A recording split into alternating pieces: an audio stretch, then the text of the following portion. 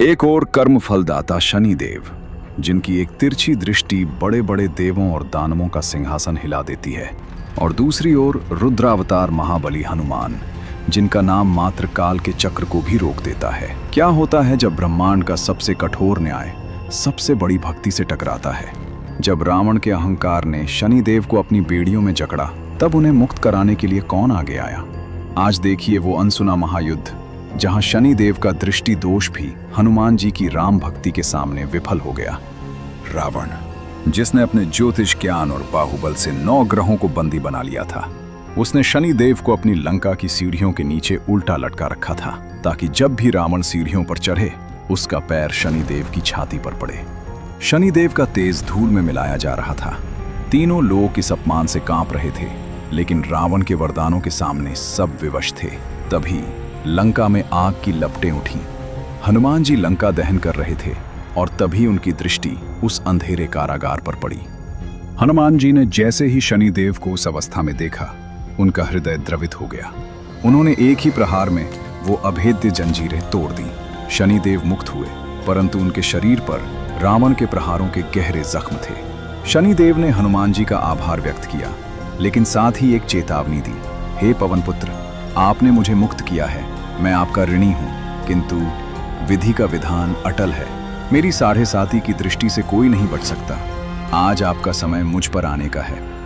हनुमान जी मुस्कुराए और बोले, प्रभु, मैं तो श्री राम का दास हूं, मुझ पर केवल उनकी आज्ञा का प्रभाव होता है। क्या आपकी 7.5 मेरी भक्ति को डिगा पाएगी?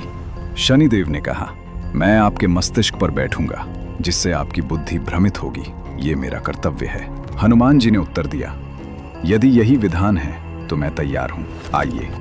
और उसी क्षण शनिदेव हनुमान जी के मस्तक पर विराजमान हो गए। जैसे ही शनिदेव हनुमान जी के मस्तक पर बैठे, हनुमान जी ने अपनी लीला शुरू की। उन्होंने विशाल पर्वतों को उठाना और उन्हें अपने सिर पर रखना शुरू कर दिया। हनुमान जी यही नहीं रुके, वे तेजी से हवा में उड़ने लगे और अपने मस्तक को कठोर पहाड़ों से टकराने लगे। शनिदेव की हालत दयनीय हो गई। जो शनिदेव पूरी सृष्टि को पीड़ा देते थे, आज वे स्वयं महाबली हनुमान के भार और शक्ति के नीचे पिस रहे थे। शनिदेव के दिव्य अंग कुचलने लगे। अंततः शनिदेव की सहन शक्ति जवाब दे गई।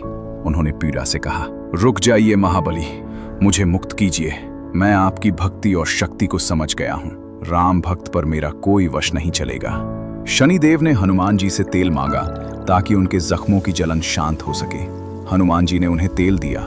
तब शनिदेव ने एक महान वरदान दिया, आज के बाद जो भी भक्त शनिवार को आपकी पूजा करेगा और मुझ पर तेल चढ़ाएगा, उसे मेरी 7.5 कभी कष्ट नहीं देगी। ये युद्ध नहीं, ये एक संदेश था कि जब कर्म फलदाता और राम भक्त मिलते हैं, तो न्याय भी भक्ति के आगे नतमस्तक हो जाता है। शनिदेव आज भी हनुमान भक्तों का मार्ग प्रशस्त करते हैं। यदि आप भी संकटों से घिरे हैं, तो महाबली की शरण में जाइए, क्योंकि जहां हनुमान है, वहां स्वयं शनिदेव भी रक्षक बन जाते हैं। बोलो बजरंगबली की जय, शनिदेव की जय।